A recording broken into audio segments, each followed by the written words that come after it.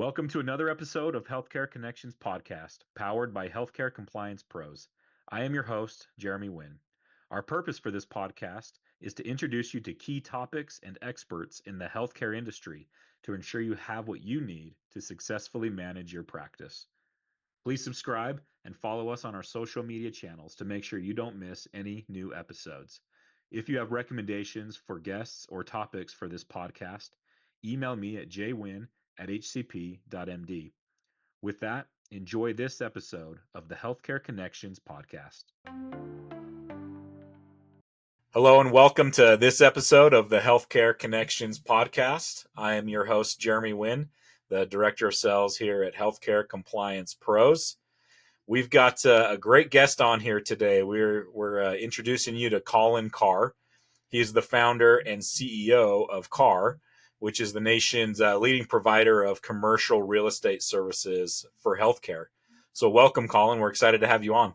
Thanks for having me, Jeremy. I appreciate it. Absolutely. Why don't you go ahead and give the audience a little more full background of yourself? You know, I know you've been in real estate a long time, so maybe talk about your journey, what led you to kind of picking healthcare as your focus, and then some of the successes you've seen, you know, through your time there. Yeah, absolutely. I'll do a real abbreviated version, but started in real estate when I was 19. Started managing apartment complexes back in Michigan. Moved to Colorado in my early 20s.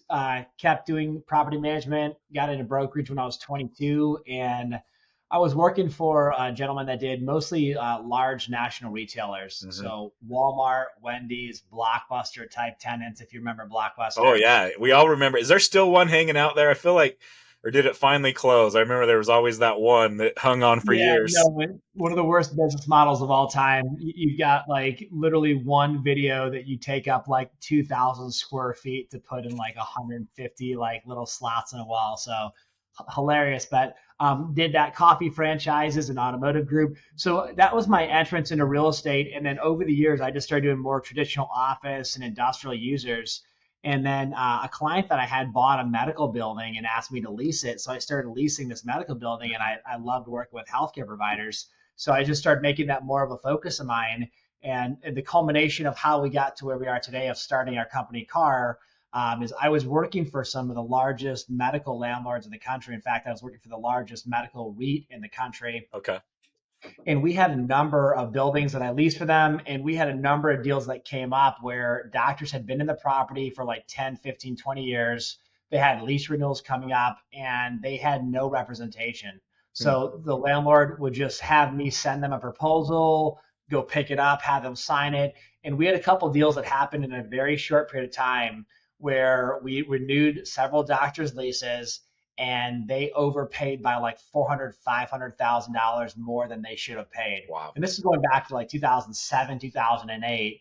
And so it didn't take long for me to realize, man, this is not a fair fight. Like, Again, nobody forced them to sign a lease. Nobody, held them at gunpoint and said, you have to sign this. Like, they voluntarily signed these leases, but they had no idea what was happening. They had no idea what was at stake. They had no idea how much money they were losing. And I was the landlord broker, and the landlords would tell me they'd get calls from 10 brokers a month asking to list their property. Like, that was just common knowledge. Everyone wanted to lease these properties, but yet nobody was working on the tenant and buyer side of these deals. Nobody was doing just the doctor advocacy or representation. So I just started doing more tenant and buyer rep on the healthcare side.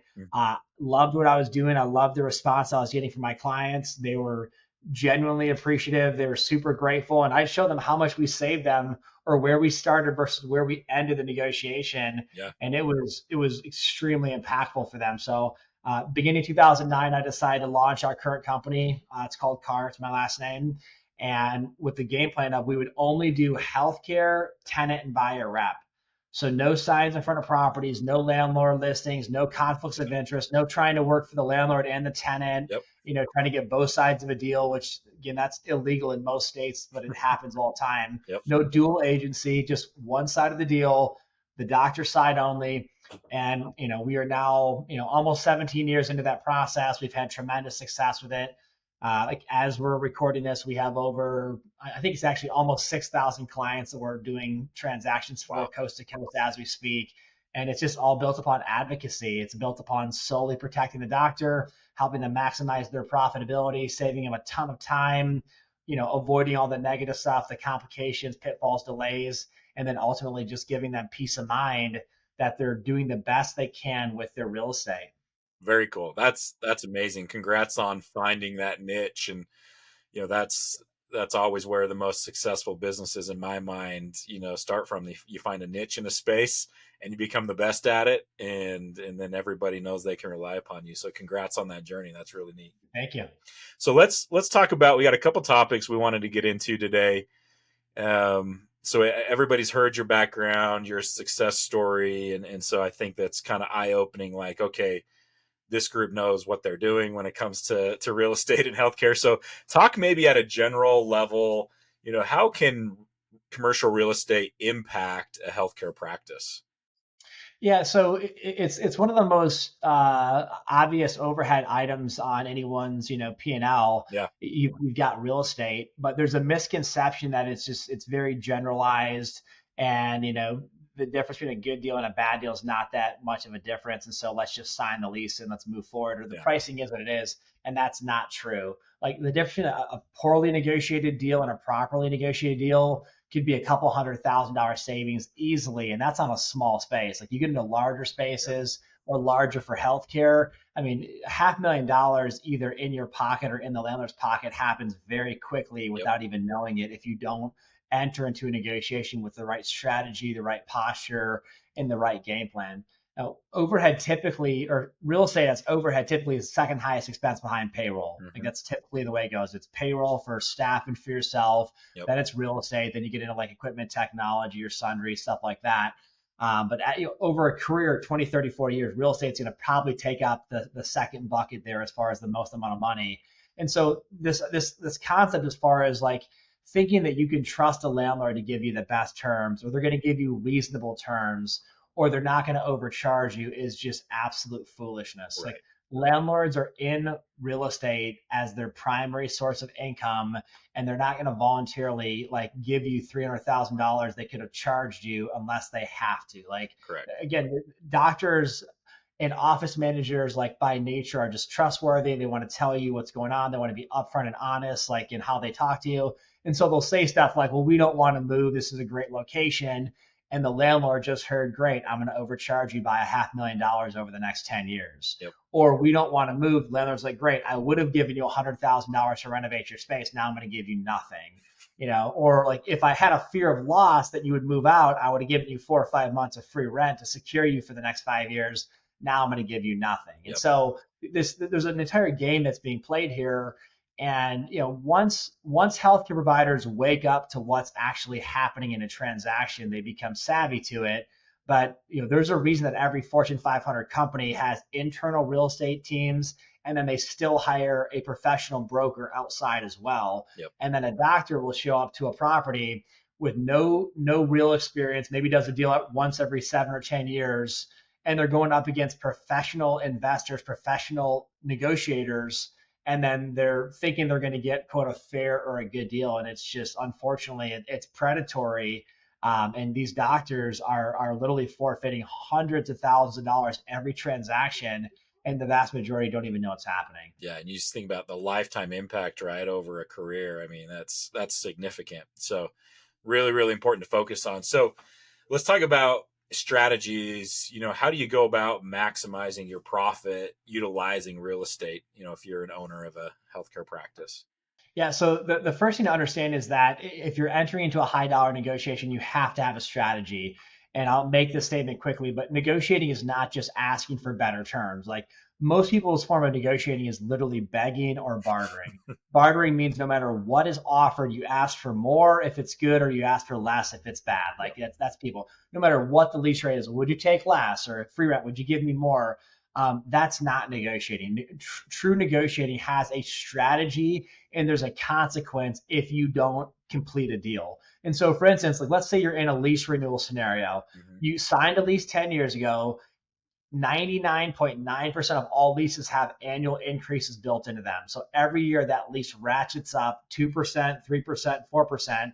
And so what people finish a 10-year lease at is typically 20, 30, 40% higher than they started the lease at because of these annual increases. Yep. And at the end of the day, those leases typically are above market because yes, we have inflation. We've had record inflation the last couple of years, but typically those leases outpace market increases and they outpace inflation. So you get to the end of the lease and you might be over or above market by 10, 15, 20%.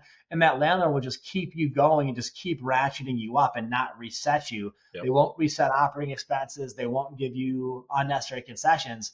Now, the only way you're going to get the right terms and pay the right lease rate or even an aggressive lease rate or get the right free rent package or get money to renovate your space is if that landlord has a fear of loss. So in a lease renewal scenario, if the landlord thinks you cannot move, are not willing to move, don't have the money to move, whatever your excuse or reason, they're not going to give you a better price. And so if the landlord has a fear of loss, though, that you might move out because you have hired professional representation, you've gone to market, you've negotiated with multiple other landlords or sellers, you might purchase real estate and become an owner. And if you move out, that space is going to sit vacant for 12 to 18 to 24 months. The next person that shows up is going to want even more money to renovate or rebuild out the space than they would for you to do a remodel or just kind of spruce it up a little bit. They're going to have more free rent. They might have a free build out period where no one's in there for 6 months because they're getting permits and doing construction and all these other costs that go onto it. If the landlord's fear of loss, or maybe the word fear is too strong, just this downside of loss or concern with having to have a vacant space, if you add up all the costs of you moving out of that space, downtime, all the costs of releasing it, et cetera, and then you compare that to what you're trying to accomplish in a lease renewal, if you had representation, if you moving out costs the landlord a couple $100,000, which it typically does in a commercial deal, all of a sudden you have leverage you didn't have before. Now, you're not going to get that leverage by just saying, well, we'll move. That's not going to move the needle. Landlords are smarter than that. Yeah. But if you actually can say, look, it's coming from your broker, first of all, not you, because the broker calling the landlord gives 10 times more credibility. Yep. You saying you have a broker is zero credibility. Your broker calling your current landlord is full credibility. Yep. And then your broker saying, look, we've got an option to purchase here. We have two options, the lease we fully negotiated. We're getting $60 a square foot in TI. We're getting 6 months free. We're getting a 4-month build-out period. We're getting charged $25 a square foot with a current base year. When they throw out legitimate like market intelligence and legitimate deal terms to that current landlord says, I can't play the same game that I'm playing. I can't play the game where I bluff or I just tell you what to do and you do it. They've got to come with real terms. And when they come with real terms, it results in the doctor saving a couple $100,000. We're not talking about like robbing the landlord of their like 401k or like they can't send their kids to school now, or like we're talking about taking the margin of fluff in every deal, which is always present in every commercial deal, and just putting some of that in the doctor's pocket versus the landlord just getting some insane return. Like a landlord might want an 8 or 9% return on a deal. And we're trying to get them honest at that return where we save a couple $100,000, they still get a good return. Instead, most landlords are getting a 25, 30% return on their money because the doctor has no clue what's going on. And so we're not talking about robbing landlords, we're talking about just getting a fair deal. But that type of a strategy is going to result in the doctor paying less, borrowing less, paying less in interest, having more favorable terms, economics, free rent packages, higher cash flow, nicer, newer space that's remodeled more often, stuff like that. Yep. And that results in a practice that does better, that attracts better patients, the staff feels better, everything dominoes from a nicer space, a newer space, better cash flow. You can pay your staff what they deserve. You can bonus them. You can do the stuff you want to do because you're not getting squeezed as hard on that rent number. So that's ultimately what it comes down to is you got to have a strategy. You got to have a posture. And here's the three fundamentals. You got to have representation. Starbucks has an agent. Chipotle has an agent. Chase Bank has an agent. Lockheed Martin has an agent. Like that's how the game's played. So you showing up as Mr. or Mrs. Doctor or office manager just basically just says you have no clue what you're doing and you're going to the antithesis of what a Fortune 100 company does. Like you're not going to get respect. You're going to get laughed at behind the scenes. Yep. And then you got to have a strategy where you have multiple options. Like even if you're like, well, my primary desire is to stay, you still have to have options. You still have to know what the market bears. You still have to have intelligence. And you Right. can't get that just sitting behind a computer. You've got to have an agent that goes to market, negotiates on deals for you. And then you've got to have that agent talking to your landlord. Like you talking to the landlord removes all credibility. Them talking on your behalf says you're serious and you're prepared. So I love that. that's a really quick like Cliff Notes version. But if you knew nothing else besides start the deal 12 months in advance, hire a qualified agent, don't get taken advantage of, don't work with the landlord directly or work with the landlord's broker. That's called dual agency. You don't want anything to do with that. If that was your strategy, that probably result in a couple $100,000 savings every deal you do. I love that. You just, as you were talking through that, it makes so much sense. If you're a physician and you're wanting to get a better deal on that lease renewal, I was just imagining, the power behind, there's two scenarios. One, hey, we could leave if we want, telling that to a landlord. And he's like, okay, well, I know the market. So, good luck, go and try, versus the Yep. broker coming in and saying, hey, we've already negotiated and we've looked at this and we've got these terms, these rates, this in place. Again, the volume that speaks to that landlord. Now it's like, all right, I'm ready to play ball. Let's find something that works. Because Absolutely. both sides in that scenario probably want to stay, right? I mean, there's probably benefits for both sides keeping it together and having somebody that can come with the intelligence, the data, and speak right to the landlord. Obviously it's such an obvious, answer. Yeah, the landlord does not want to release that space. Landlords will say all the time, like, we don't care if you stay or go, or we've got other interested parties. That's not true. Yeah. The landlord wants the easiest, most profitable transaction. It's always going to be keeping the tenant, unless that tenant causes issues in the property for some reason or doesn't pay on time. Like they do not want to release that space. They want to send you a 4-page lease amendment. You sign it, and then the next 5 years or 10 years, your ACH hits their bank account every month, and they can put that thing to sleep. If you actually have a real posture that if they don't get competitive, you will move and you mean it, and your broker's going to help you get there, and they're the one driving the process and communicating, that landlord's going to add up in their mind real quickly what it will cost if this thing goes vacant for 18 or 24 months and how much more expensive a new deal will be versus renewing. And they add up that downtime, the leasing costs, the build out period, et cetera. And all of a sudden they're going to get to an extra 100, 200, 300, $400,000 versus keeping you. And that money then becomes in play to keep you in that space and becomes available for you. And so that's how I'd say it. And, again, there's a lot of ways we could talk about it, and there's a lot more intricacies to it. It's not quite as simple as just get a broker and do a deal, but that's the fundamentals. The broker will carry out the game plan. But again, it's like you're not talking about overpaying by like $50 a month on your cable bill, and it's inconvenient. But hey, maybe I should renegotiate my cell phone contract, or maybe I could save $30 here. Like we're talking about you literally losing like $300,000, $400,000 over like a 5 or 7 year lease. So Absolutely, it's real money and it's worth taking care of. love it. So, Colin, for those that are listening and want to reach out and work with CARR and one of the representatives out there, what's the best way for them to get in contact with someone on your team?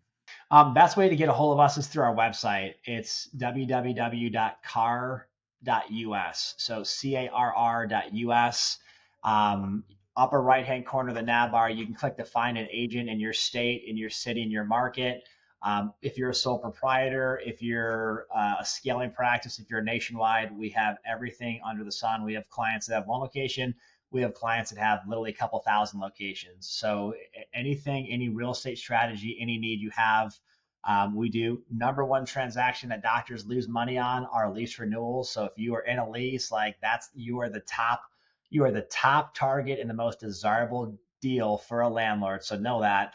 And then concepts like buying real estate, owning your own real estate, phenomenal wealth building mechanism, phenomenal tax sheltering mechanism. Yep. So if you have a deal coming up and you want to start a conversation, or even if you let's just say you signed a 10-year lease like 1 month ago, but you just want to know how you did, or you want to game plan for 9 years from now, we'll still start that conversation with you. So website's a great place to start. And then we also have a significant amount of educational content. If you like to self-educate, glossary, FAQs, videos, blogs, we've got it all. And it's educational driven. It's not salesy. You're going to get really good information. Love it. Colin, we're going to do a second episode around strategies for exiting, when the physician's ready to retire. What do they do in that scenario? Because I think that's fascinating. But for today, I think this was really impactful. I appreciate you coming on. We're going to have you back on because Awesome. this was awesome, and I think it's going to be really valuable. I appreciate it. Thanks, Jeremy. Okay, thanks, Colin. Thank you for tuning in to this episode of the Healthcare Connections podcast. For more information on the topic we covered today, you can reach out to me or to our guest. For any additional information on healthcare compliance pros, feel free to email me at jwin@hcp.md. Don't forget to tune in next week. Thank you.